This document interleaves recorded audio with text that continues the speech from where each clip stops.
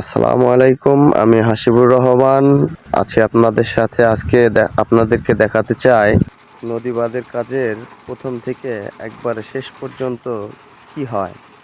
আশা করি সাথে থাকবেন এবং উপভোগ করবেন।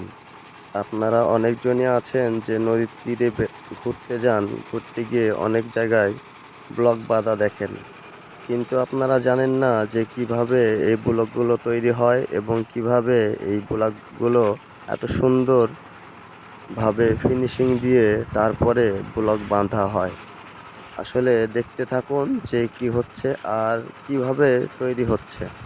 প্রথম ধাপটা হয়তোবা দেখেই ফেলেছেন, এখন চলেন যাই দ্বিতীয় ধাপে। দেখতে থাকুন, আশা করি। এই যে আবার চলে আসছি। এখন যেই মশলাগুলো দেখলেন এগুলা ফরমেটিক হচ্ছে, মানে ফর্মার ভিতরে পড়ছে একটি নতুন শেপে, যেগুলা এই ভাইব্রেটরের সাহায্যে একে অপরের সাথে যেন যুক্ত হয়ে থাকতে পারে। এই জন্যই এটা দ্বারা একে কম্প্রেশন করা হয়, যেন আরো মজবুত হয়, আরো শক্ত হয়। আর এটা হচ্ছে তার পরের ধাপ, ফিনিশিং দেওয়া কিংবা লেবেল করা। এরপরে হচ্ছে ফিনিশিং।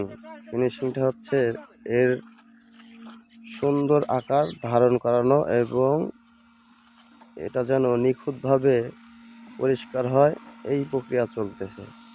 দেখতে থাকেন, আরও কিছু দেখবেন।